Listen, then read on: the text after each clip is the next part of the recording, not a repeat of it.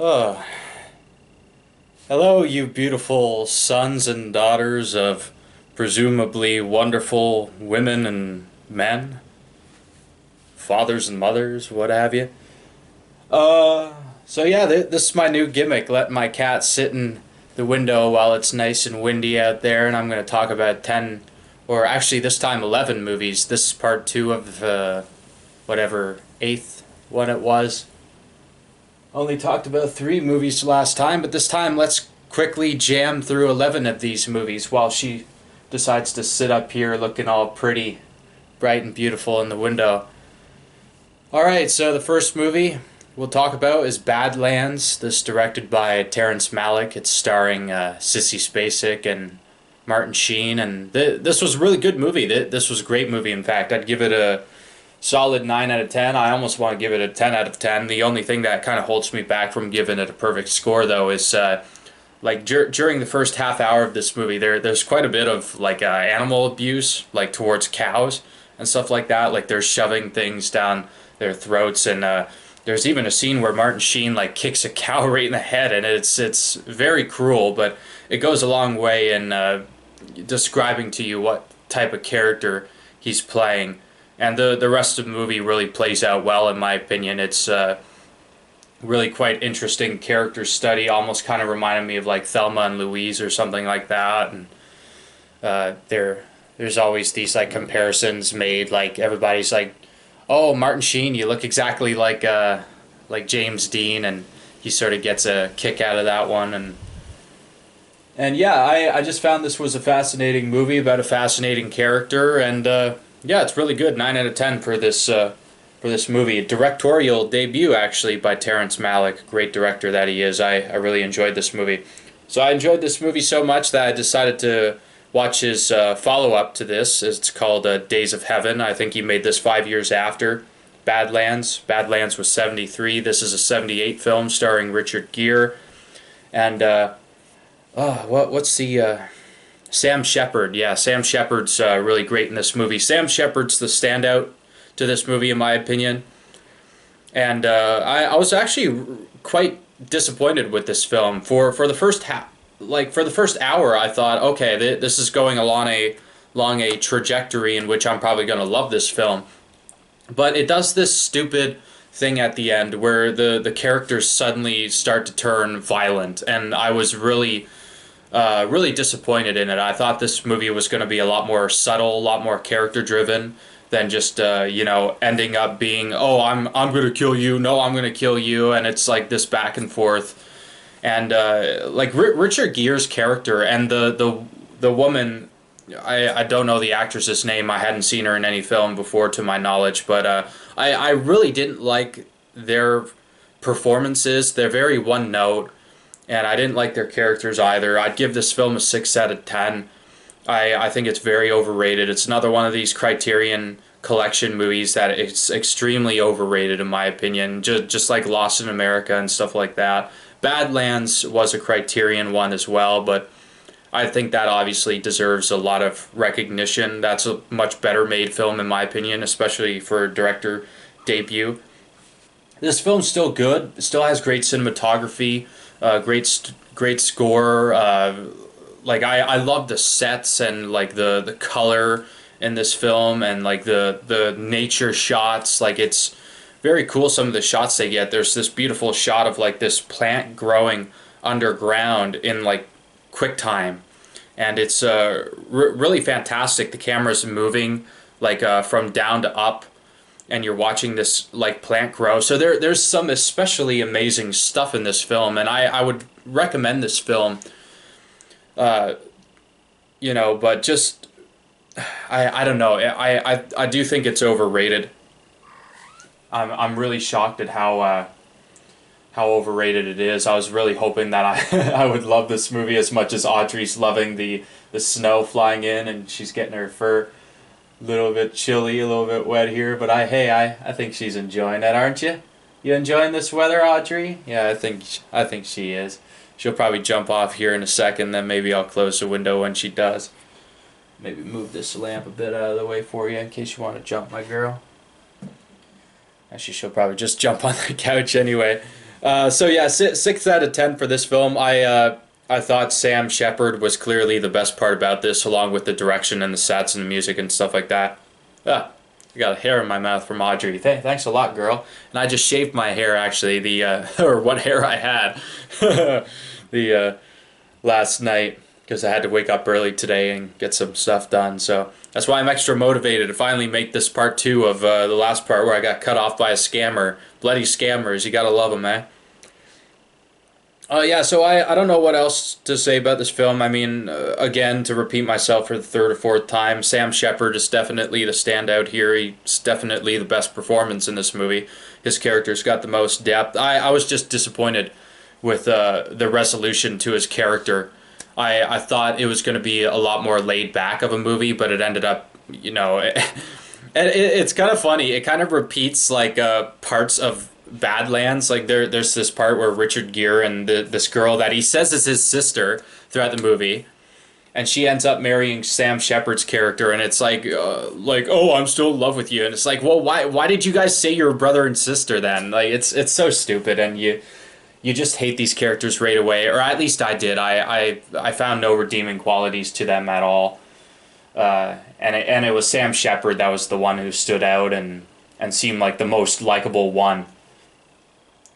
Even though by the end they sort of seemed to try to contradict that notion. It's like, oh no, he was the bad guy the whole time or whatever. It's like, no, screw you, I'm not buying it.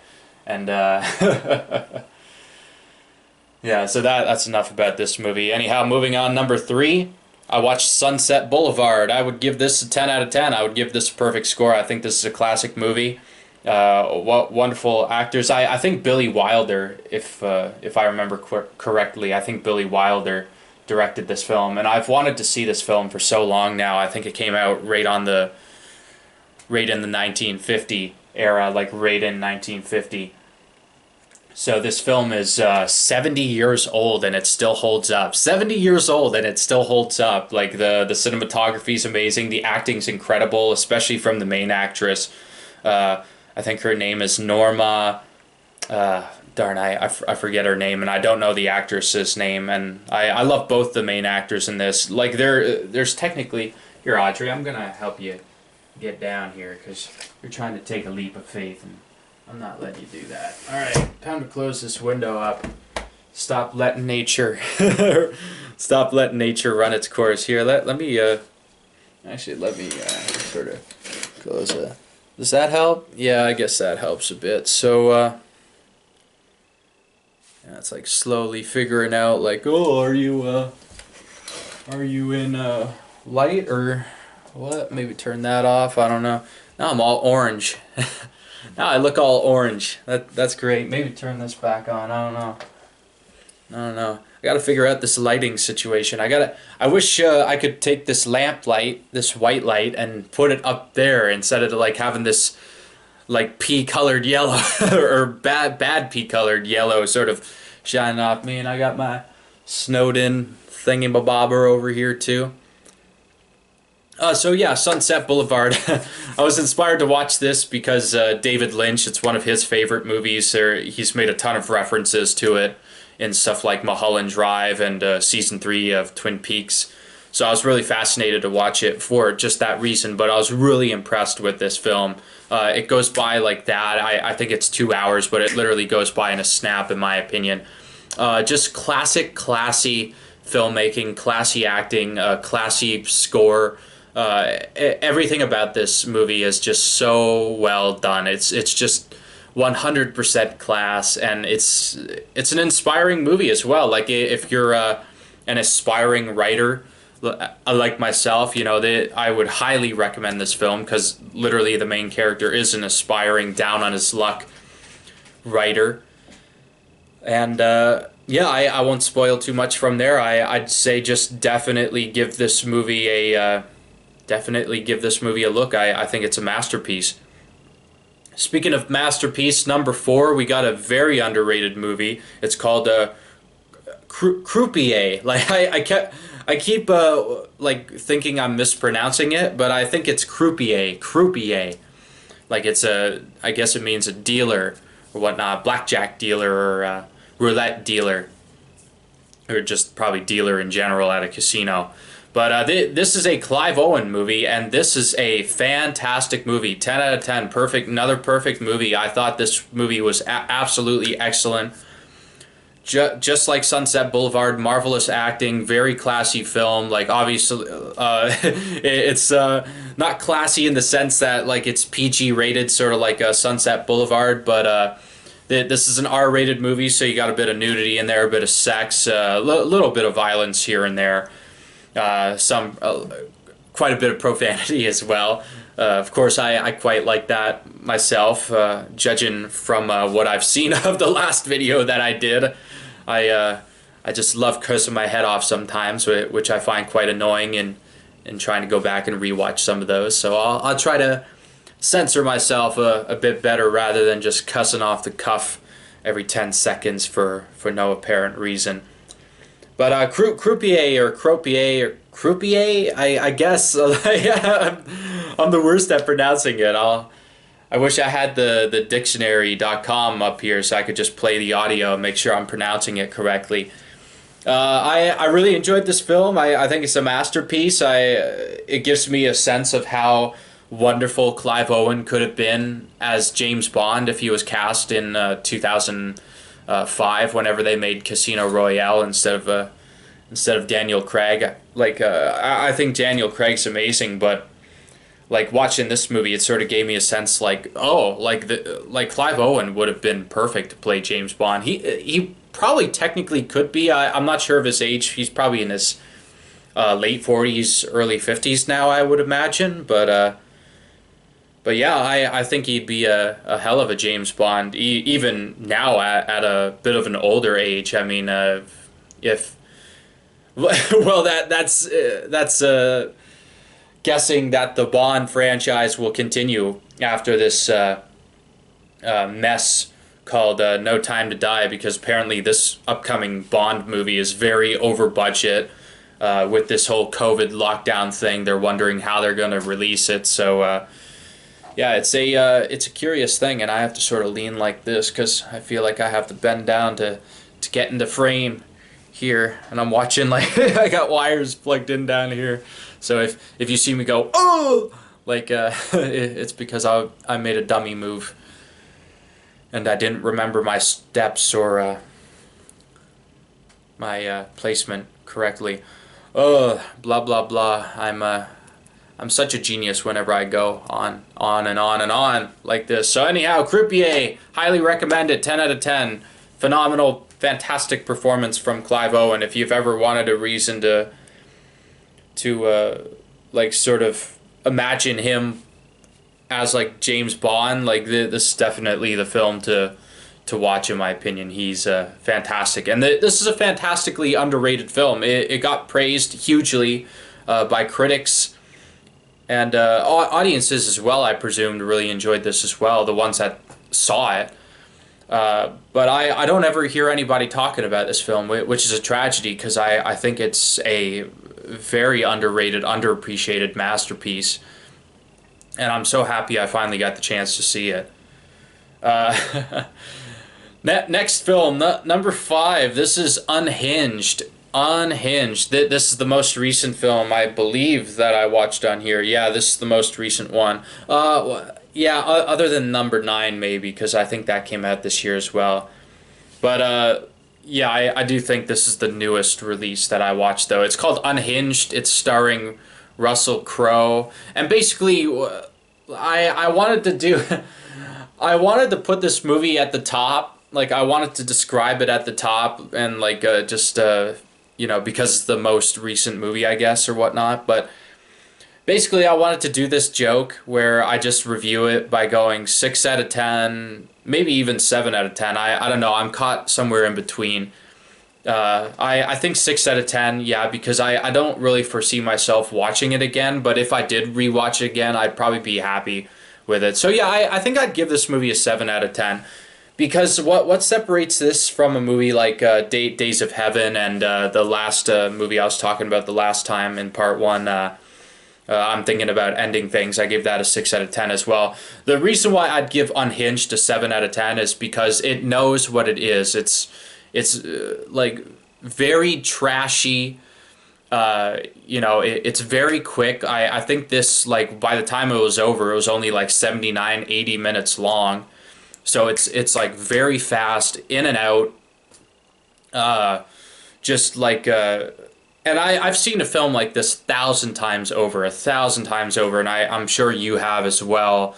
Guy goes crazy, decides to go after woman here. The only thing I think that would have made this film better, in my opinion, is if Russell Crowe was literally the main character that we follow throughout. Like, if this was like a falling down type scenario, because I kept thinking like falling down and whatnot during this. And yeah, I lost my train of thought because like I was describing what I was gonna joke about, and maybe I said it, maybe I didn't, but I don't know. I just went on a tangent there.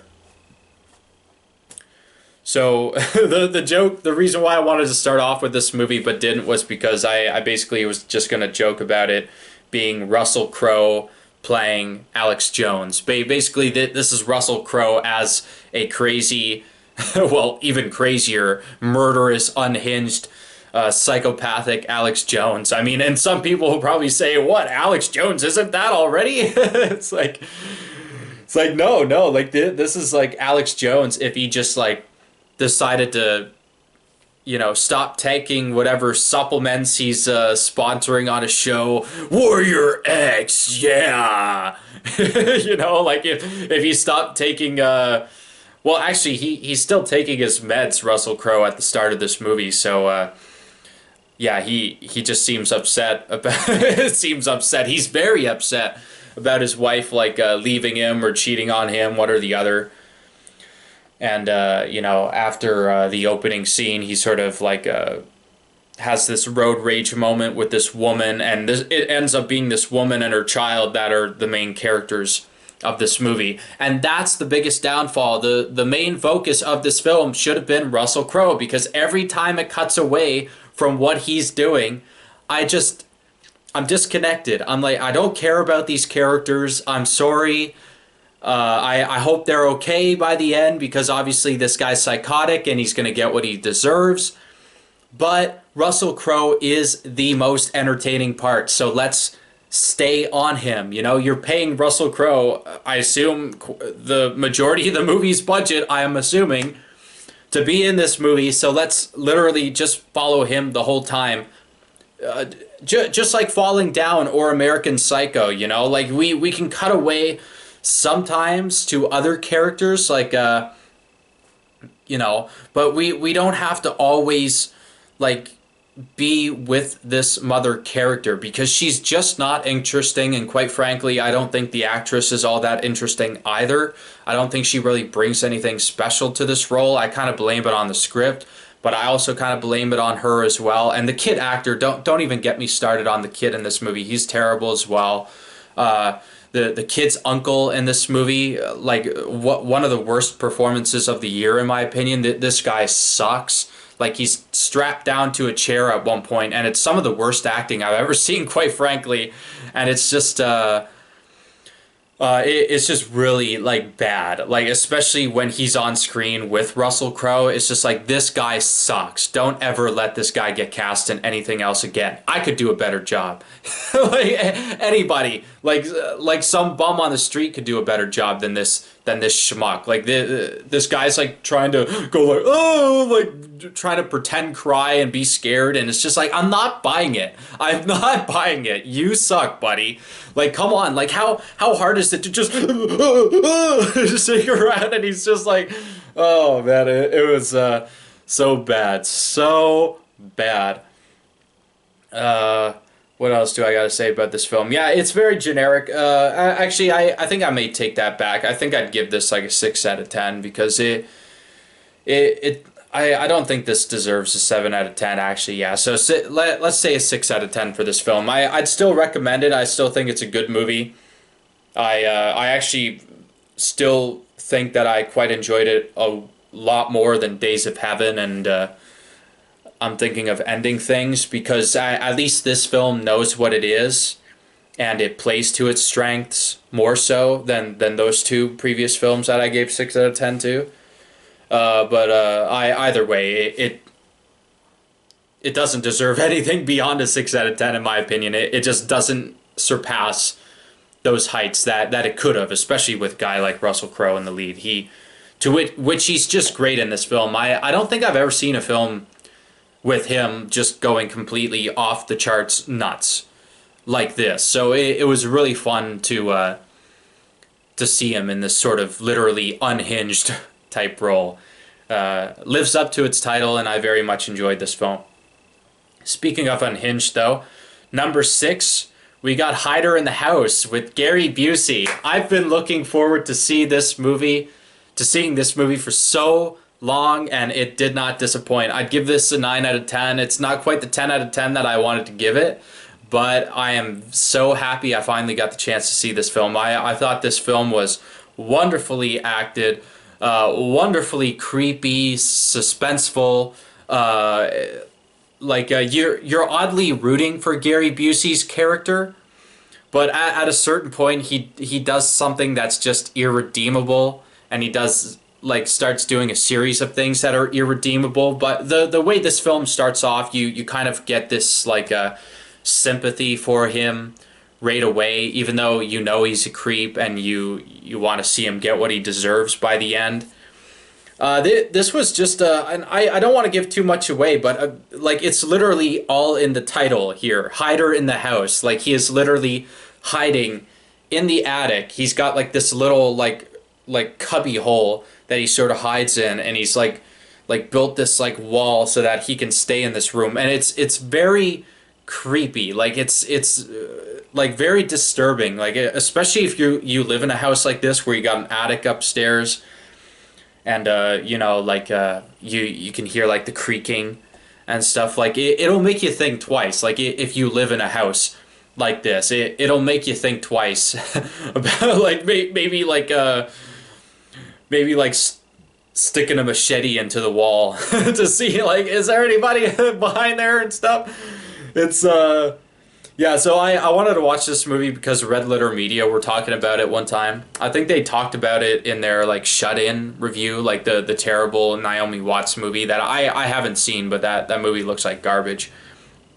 I think they were talking about it, Hider in the House, and I'm like, Hider in the House, what's that? And it took me forever to find a way to watch it, but I'm happy I finally got the chance to, because this is so much fun. And the other actors are great in it as well.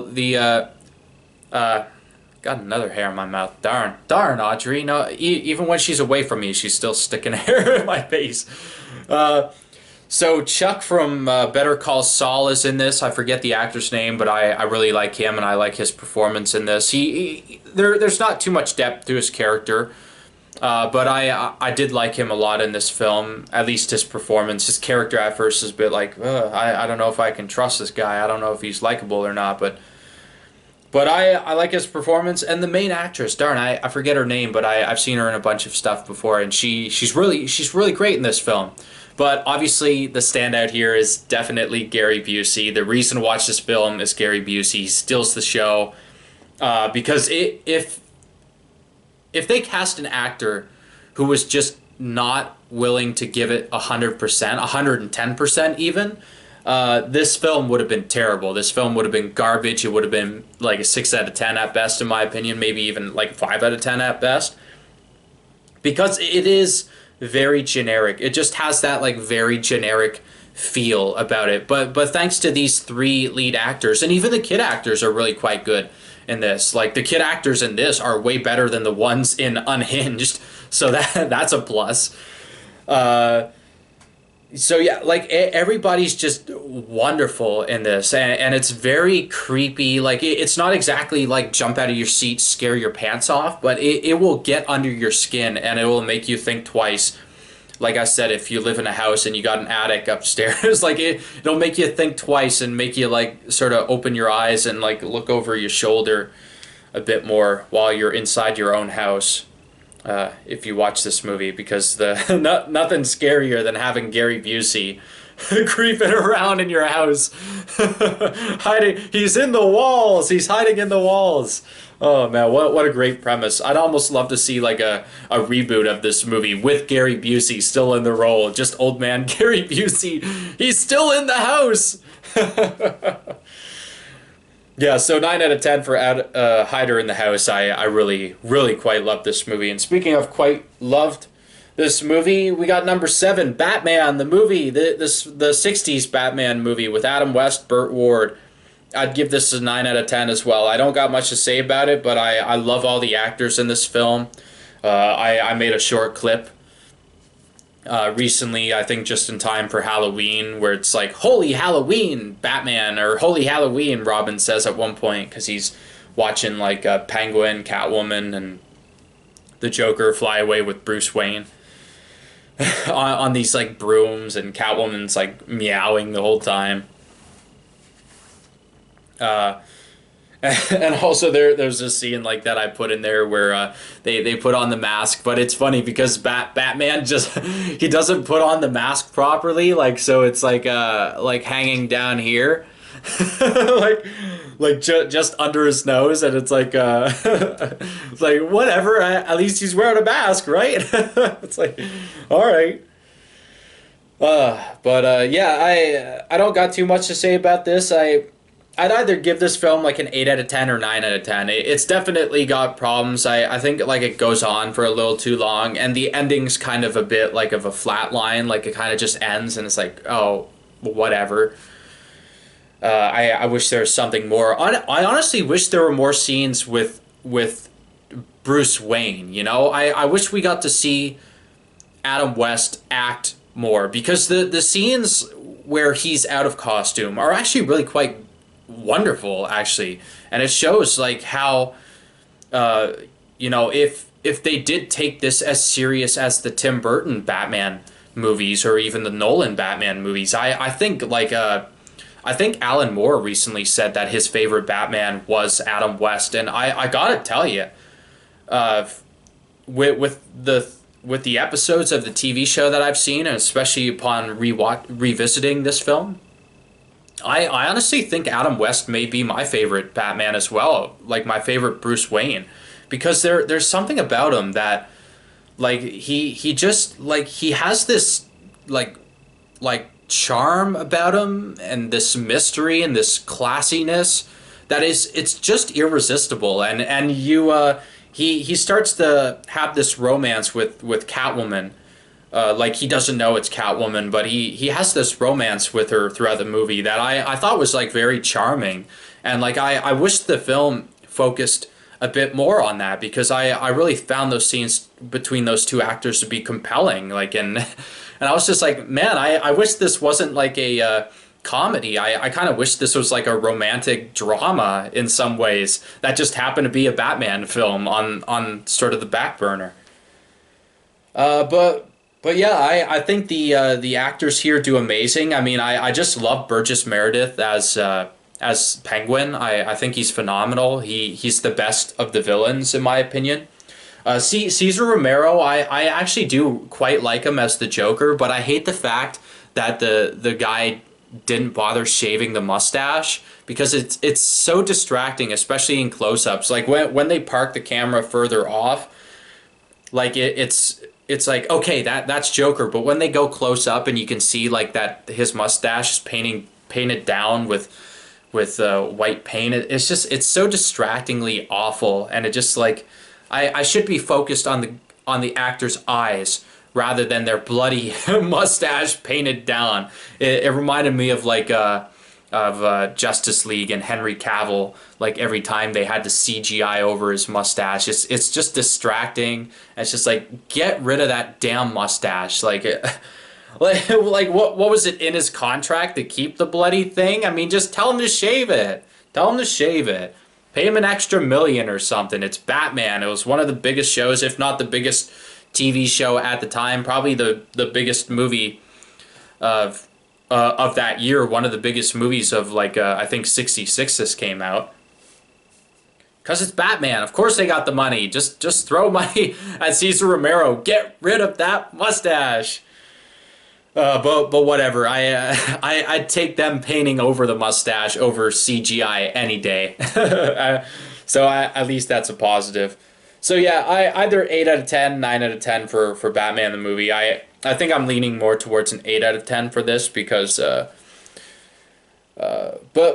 but it depends on the day. I mean, ask me on another day, and this might just be a 9 out of 10 as well because it's just so funny. It's such a fun, classy, funny movie, and it wears its heart on its sleeve, and it's not looking to offend or trigger anybody. This is the perfect movie to watch with the family. It's probably the only Batman movie that's suitable to watch with your whole family, other than maybe some of the animated Batman movies. And quite honestly, like seeing the upcoming slate of superhero movies involving Batman, like we got this Snyder Cut coming out and this Robert Pattinson Batman movie coming out, and watching this movie, it kind of made me go, you know what? I kind of miss this like this sort of fun, light, humorous take on Batman. And I'm not talking the Joel Schumacher, like just like teeth grindingly awful depiction of Batman, because like I hated those two Batman movies from Joel Schumacher. I think they're garbage. Maybe with the exception of Batman Forever, because I've kind of like I've kind of grown a new appreciation for that movie, and in the same sort of regard, Batman and Robin as well. Like it's just so like stupid and so over the top.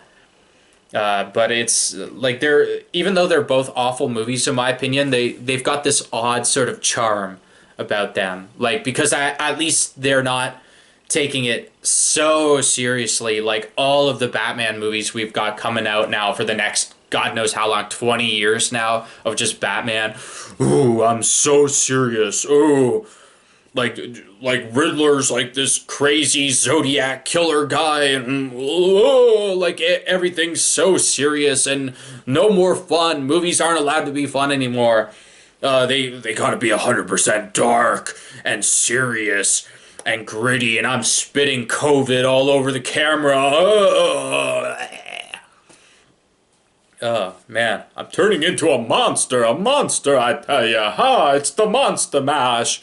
I'm not the bad guy. I'm not an animal. I'm not an animal. I tell you, I'm not an animal. Number 8, we'll talk about 12 rounds do. 12 rounds do. Reloaded. This is a Randy Orton movie. RKO. RKO out of nowhere. I kept waiting for him to RKO somebody in this film. I was really looking forward to that. Honestly, I don't even know I don't even know if I watched the first movie or not. I know the first movie's with John Cena, but I forget if I watched it or not. I know I watched The Marine with John Cena, but that movie was so terrible that I literally almost forgot I watched it. But I looked at the cast list and I'm like, oh, it's got the T-1000 as the villain. Okay, so I have seen this film. Because I remembered him, and I remember John Cena running around like a tough guy in like a white shirt. He's got my wife! I gotta get him. And yeah, so this was a good movie. I'm noticing my camera's telling me that I got like 4 minutes or something on here. So let's quickly plow through this. 12 rounds 2 reloaded. I'd give this a 7 out of 10, I think. Yeah, 7 out of 10. I think it's a solid score for this. I thought this was a fun movie. It's direct-to-video. Surprisingly good acting in here, and some surprisingly good action as well, although there's not enough action in my opinion. I wish there was just a tad bit more. So quickly plowing through these now, since we gotta go. Number 9 is called The Second. This is with Ryan Phillippe. I think it's a great lead in this film. I thought this film, in spite of its low budget, I thought this was actually really surprisingly entertaining film. I thought this movie was going to be terrible, and that's why I wanted to watch it, in all honesty, because I'm always looking for a good, bad movie, so bad it's good movie.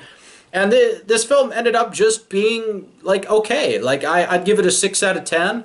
I don't think it's anything special. I probably won't remember it in another year or so, but I like the actors in here. I thought they all did an adequate job. Obviously, the standout here is Ryan Phillippe. I was really impressed with it seemed like he was doing a lot of his own stunts in this movie, which I was really impressed about. Really, it's like the action that surprised me the most about this. It was a lot more action packed than I thought. It's basically Die Hard in a school or in a college or whatever. And I just thought this was a wonderful film. Anyhow, I got 2 minutes. So number 10 is Death Sentence. Death Sentence. This was an amazing film. I'd either give this 9 out of 10 or a straight up 10 out of 10. I thought this film was a masterpiece. Kevin Bacon, absolutely incredible performance in here. This is like the best sort of Death Wish knockoff. Obviously better than the shitty... Whoops, there I go swearing again. Obviously way better than the god-awful Bruce Willis Death Wish remake. I'd say go watch this movie with Kevin Bacon if you're looking for a really great revenge drama, like, because it's got like some awesome like stunts. They're like blink and you miss them, but there's this awesome like stairway stunt that is just magnificent.